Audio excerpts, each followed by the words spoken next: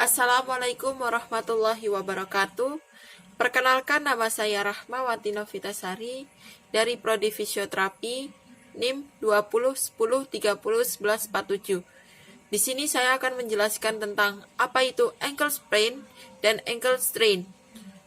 Sprain adalah cedera pada ligamentum. Cedera ini biasa terjadi pada saat kita berolahraga pada cabang apapun. Hal ini biasa terjadi karena kita menggunakan sendi secara terus-menerus sehingga sendi itu menjadi stres. Atau bisa juga terjadi karena penggunaan berulang-ulang dari sendi itu sendiri. Sedangkan strain sendiri merupakan suatu kerusakan pada suatu tendon. Biasanya terjadi karena kita menggunakan sendi secara berlebihan. Strain sendiri merupakan suatu kerusakan pada bagian otot. Hal ini dikarenakan dari penggunaan otot atau tendon yang secara berlebihan, atau bisa jadi karena stres otot atau tendon itu sendiri. Jadi yang membedakan antara sprain dan strain, sprain itu terjadi pada ligamen dan strain itu terjadi pada otot atau tendon. Keduanya sama-sama menjelaskan tentang kesleo, tapi beda pada bagiannya. Lalu, untuk tanda dan gejala dari sprain dan strain sendiri, yang pertama, gejala untuk sprain, adanya nyeri yang terlokasi atau nyeri yang tidak tersebar, hanya pada daerah itu saja.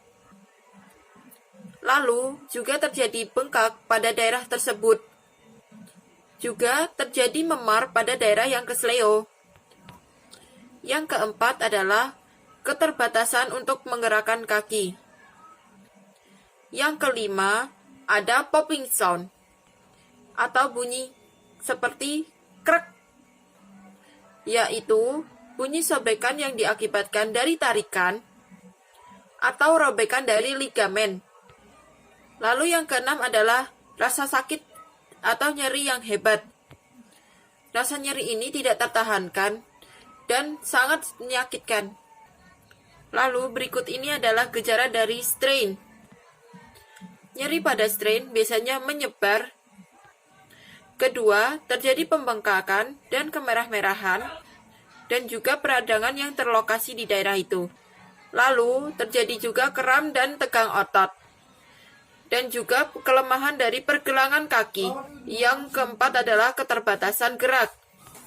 Lalu berikut ini adalah faktor resiko dari sprain and strain.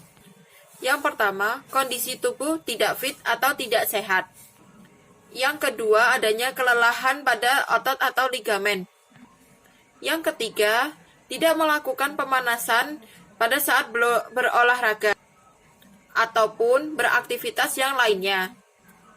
Yang keempat adalah berat badan yang berlebih atau obesitas.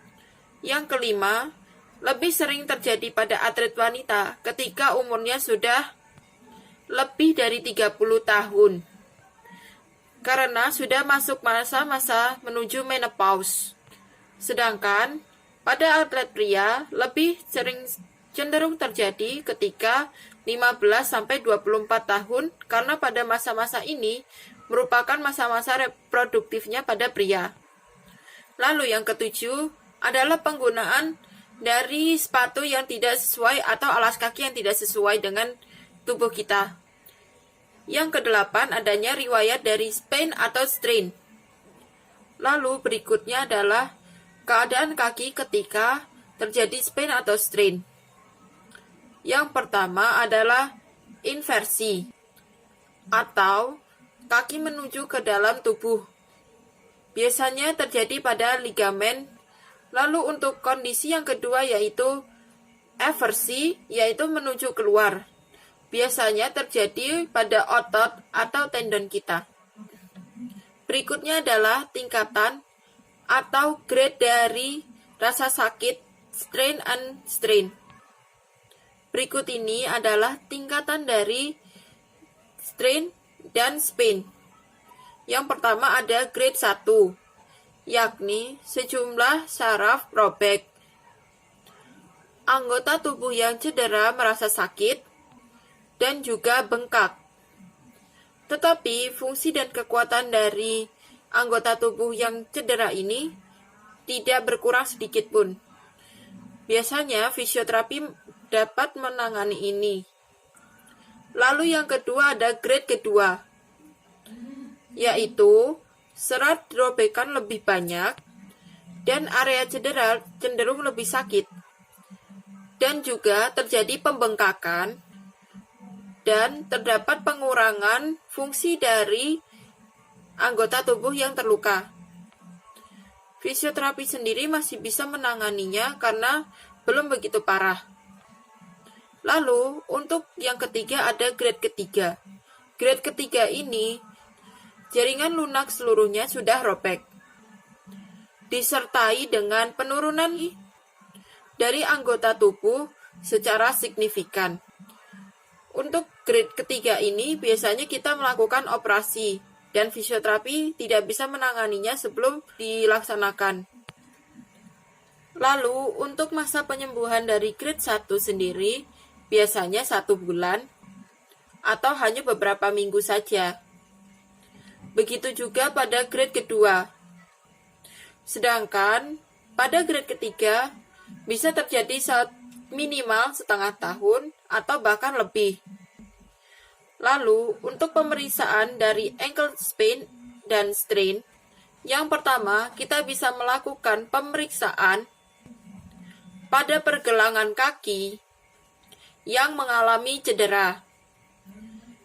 Kita bisa melakukannya secara observasi maupun visual, dengan melihat bengkakan dan kemerah-merahan atau memar. Yang kedua, kita bisa melakukan palpasi pada daerah cedera. Palpasi ini kita gunakan untuk mengukur tingkat cedera, nyeri, bengkak, dan panasnya. Yang ketiga, dengan melakukan gerakan memutar, baik ke arah kanan maupun ke arah kiri, untuk menentukan jaringan mana yang terkena dan mengalami tercedera. Yang keempat, kita bisa melakukan pengujian diagnostik seperti pengujian X-ray, MRI, untuk menentukan lebih tepat jaringan mana yang mengalami cedera. Baik, sekian dari saya. Apabila ada kurang dan lebihnya mohon maaf. Wabillahi taufiq wal hidayah. Wassalamualaikum warahmatullahi wabarakatuh.